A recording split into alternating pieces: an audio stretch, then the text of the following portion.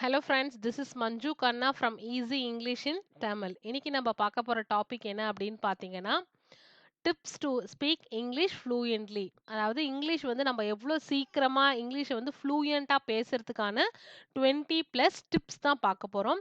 இந்த டிப்ஸை நீங்க வந்து 20யுமே உங்களால ஃபாலோ பண்ண முடியல அப்படின்னா, நீங்க கொஞ்சம் கொஞ்சமா ஃபாலோ பண்ணிட்டு வந்தீங்க அப்படின்னா, கண்டிப்பா வந்து உங்களோட இங்கிலீஷ் வந்து ஃப்ளூயண்ட்டா வரதுக்கு இந்த டிப்ஸ் ரொம்பவே ஹெல்ப்ஃபுல்லா இருக்கும். வீடியோக்குள்ள போறதுக்கு முன்னாடி நம்ம சேனலுக்கு சப்ஸ்கிரைப் பண்ணாம இருந்தீங்கன்னா, மறக்காம சப்ஸ்கிரைப் பண்ணிக்கோங்க. Follow us on Facebook and Telegram. இதுக்கான லிங்க் வந்து டிஸ்கிரிப்ஷன்ல இருக்கு. இப்போ வாங்க நம்ம டிப்ஸ் பார்க்கலாம். ஃபர்ஸ்ட் என்னன்னு பார்த்தீங்கன்னா, use simple sentences at first, then progress to more complex sentences. So முதல்ல வந்து என்ன அப்படின்னு பார்த்தீங்கன்னா, சின்ன சின்ன சென்டென்சஸ்லேருந்து ஆரம்பியுங்க. சின்ன வாக்கியங்கள். இப்ப எப்படி வந்து யாராவது எப்படி இருக்கீங்கன்னு கேட்டா, நம்ம இங்கிலீஷ்ல தமிழ்ல வந்து நல்லா இருக்கோம் அப்படின்னு சொல்லுவோம். அப்ப I am fine. So I am fine அப்படிங்கிற மாதிரி சின்ன சின்ன சென்டென்சஸா நீங்க ஆரம்பிச்சீங்க அப்படின்னா, போக போக போக வந்து சின்ன சென்டென்ஸே வந்து நம்மளே வந்து பெருசு பண்ணி டிஃபிகல்ட்டான சென்டென்சஸ் அதாவது காம்ப்ளெக்ஸ் சென்டென்சஸ்ல வந்து நம்மளே ஃப்ரேம் பண்ணி பேச ஆரம்பிக்கலாம். ஸோ சிறிய வாக்கியங்கள்ல இருந்து பெரிய வாக்கியங்கள வந்து நாமளே வந்து ஃப்ரேம் பண்ணலாம். அடுத்து பார்த்தீங்கன்னா, get a reliable English learning course. English learning course அதாவது நீங்க வந்து இங்கிலீஷ் கத்துக்கிறதுக்காக ஸ்போக்கன் இங்கிலீஷ் புக் வாங்கலாம். இல்ல ஸ்போக்கன் இங்கிலீஷ் கிளாஸ் போலாம். கிளாஸ் போக முடியாதவங்க ஏதாச்சும் கோர்ஸ் இப்ப ஆன்லைன் கோர்ஸ் நெறைய இருக்கு. அந்த மாதிரி கோர்ஸ் அட்டெண்ட் பண்ணி படிக்கலாம். ஸோ எது வந்து உங்களுக்கு ஈஸியா ரொம்ப நம்பகமா இருக்குதோ, இல்ல புக்கோ, இல்ல கோர்ஸோ, இல்ல கிளாஸ் எது பண்ணா உங்களால சீக்கிரமா இங்கிலீஷ கத்துக்க முடியும் அப்படின்னு நீங்க நெனைக்கிறீங்களோ, அத நீங்க பண்ணலாம். அடுத்த டிப் என்ன பார்த்தீங்கன்னா, make an effort to improve your pronunciation. நம்ம வந்து எவ்வளோதான் வந்து இங்கிலீஷ் கத்துக்கிட்டாலும், நம்ம கத்துக்கிற ஒவ்வொரு வார்த்தையுமே வந்து கரெக்ட்டா ப்ரொனன்ஸ் பண்றோமா இல்லையான்றத நம்ம செக் பண்ணிக்கிட்டே இருக்கணும். அதுக்கான முயற்சியில வந்து நம்ம கண்டிப்பா ஈடுபடணும். ஸோ இங்கிலீஷ் மட்டும் நெறைய வார்த்தைகள கத்துக்கிட்டா மட்டும் போதாது. அத எங்க எப்படி யூஸ் பண்ணணும் அப்படின்னு கத்துக்கணும். அதுக்கப்புறமா அத எப்படி வந்து கரெக்ட்டா ப்ரொனன்ஸ் பண்றது. இங்கிலீஷ்ல வந்து ப்ரொனன்சியேஷன் ரொம்ப ரொம்ப முக்கியம்.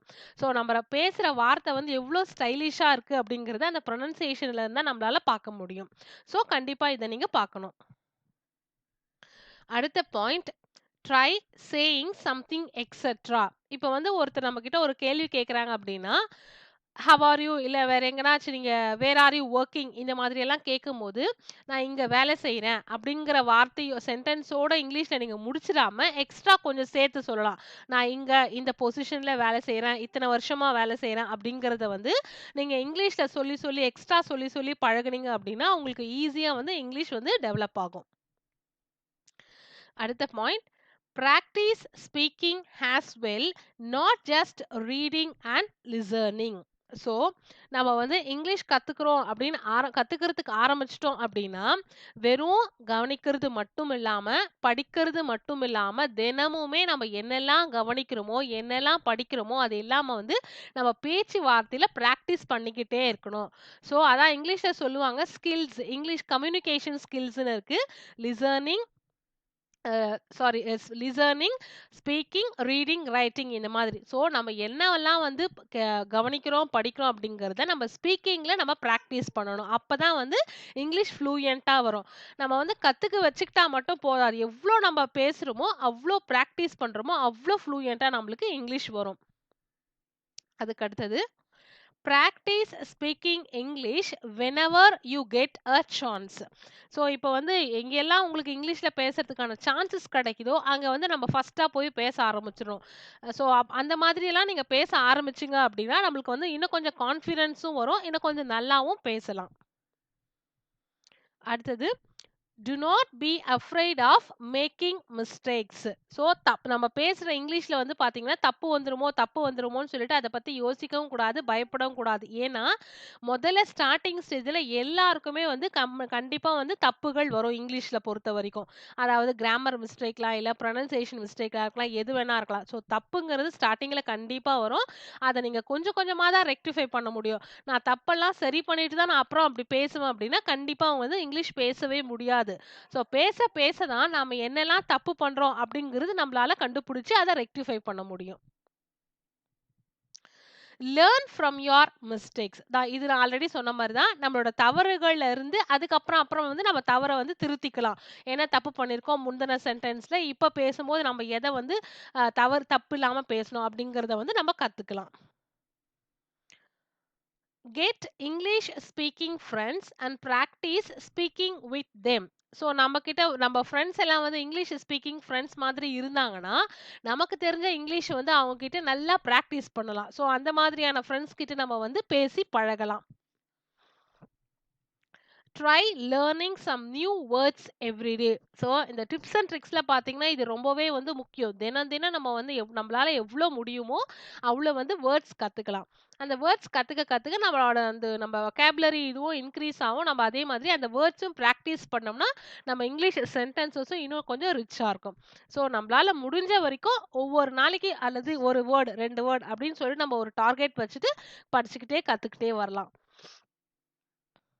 Become part of a conversation group. இப்போ வந்து ஒரு கான்வர்சேஷன் ஏதோ போயிட்டு இருக்கு, இங்கிலீஷ்ல கான்வர்சேஷன் பண்ணிக்கிட்டு இருக்காங்க அப்படின்னா, அங்க வந்து நமக்கான டாபிக் நம்மளுக்கு தெரிஞ்ச டாபிக் தான் பேசிக்கிட்டு இருக்காங்க அப்படின்னு அப்படி இருந்துச்சுன்னா, நீங்க வந்து அந்த டாபிக்ல போயிட்டு நீங்க இங்கிலீஷ்ல அங்க பேசலாம். அந்த கான்வர்சேஷன் குரூப்போட ஜாயின் பண்ணி அந்த அந்த இடத்துக்கு தேவையான இங்கிலீஷ வந்து நீங்க பேசி பழகலாம். ஒரு கான்வர்சேஷன் குரூப்ல. அப்படி இல்ல ஃப்ரெண்ட்ஸோட ஒரு கான்வர்சேஷன் குரூப் இல்ல குரூப் டிஸ்கஷன் மாதிரி வச்சு கூட நீங்க பேசி பழகலாம். Read your favourite books aloud. So books படிக்கிற பழக்கம் நிறைய பேருக்கு இருக்கும். ஸோ அந்த மாதிரி புக்ஸ் வந்து நீங்க இங்கிலீஷ் கத்துக்கிறதுக்காக படிக்கிறீங்க அப்படின்னா, நல்லா வாய் விட்டு சத்தமா படிக்கணும். அப்படி படிக்கும்போது என்னன்னு பார்த்தீங்கன்னா, நம்மளுக்கு வந்து நல்லா வாய் விட்டு சத்தமா படிக்கும்போது ஒரு ஒரு வார்த்தையும் நல்லா படிக்க ஆரம்பிச்சுருவோம். அதே மாதிரி நல்லா ப்ரொனவுன்ஸ் பண்ண ஆரம்பிச்சுருவோம். ஸோ அந்த மாதிரி படிக்கும்போது சத்தமா படிக்கும்போதுனா, நம்மளோட இதுவும் நம்மளுக்கே தெரியும். அதனால தான் வந்து நம்ம சத்தமா படிக்கணும்.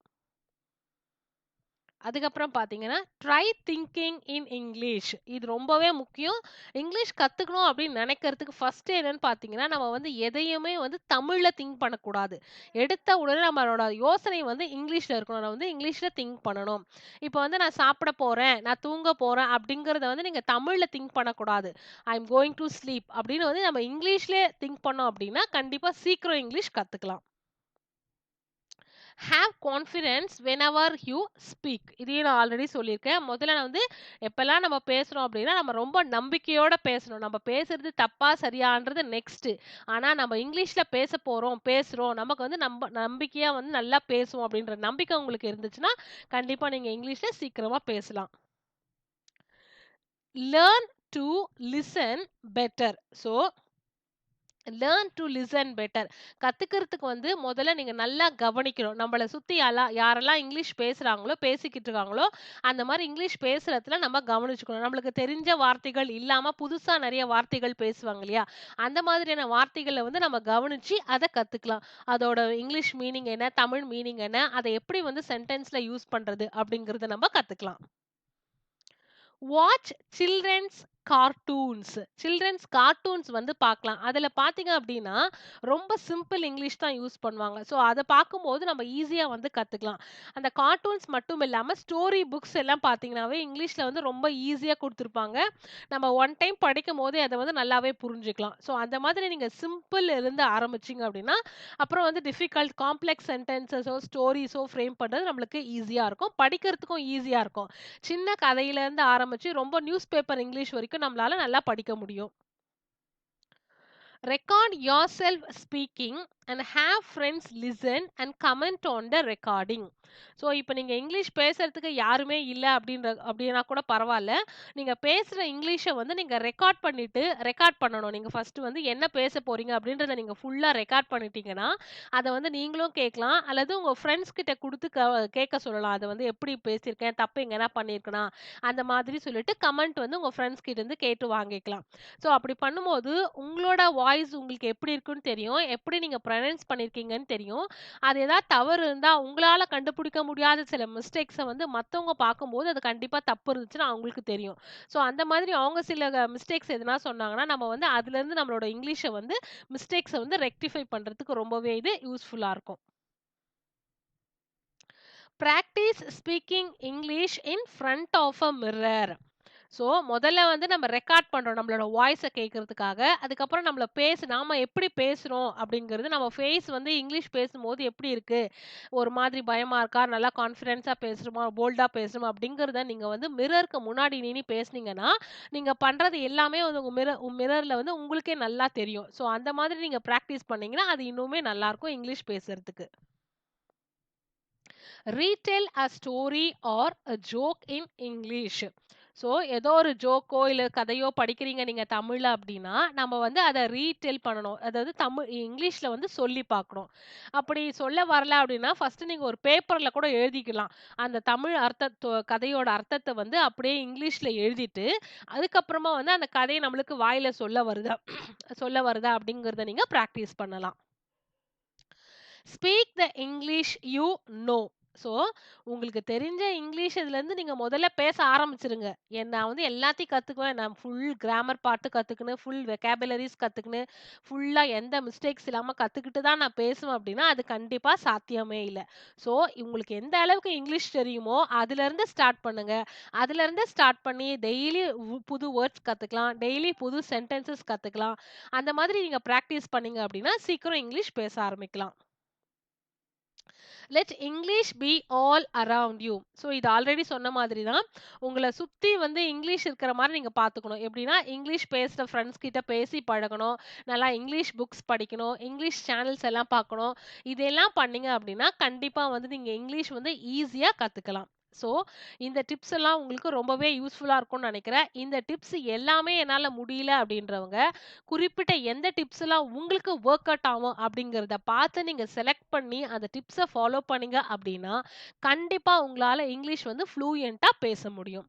ஸோ இந்த வீடியோ உங்களுக்கு கண்டிப்பா யூஸ்ஃபுல்லா இருக்கும்னு நெனைக்கிறேன். இந்த வீடியோ உங்களுக்கு பிடிச்சிருந்தா லைக் பண்ணுங்க, கமெண்ட் பண்ணுங்க, சப்ஸ்கிரைப் பண்ணுங்க. மறக்காம பெல் ஐகான கிளிக் பண்ணுங்க. அதுல ஆல் அப்படிங்கிற ஆப்ஷன சூஸ் பண்ணுங்க. நீங்க ஆல் சூஸ் பண்ணா தான் நாங்க அப்லோட் பண்ற எல்லா வீடியோஸும் உங்களுக்கு நோட்டிஃபிகேஷன்ல வரும். தேங்க் யூ ஃபார் வாட்சிங் திஸ் வீடியோ.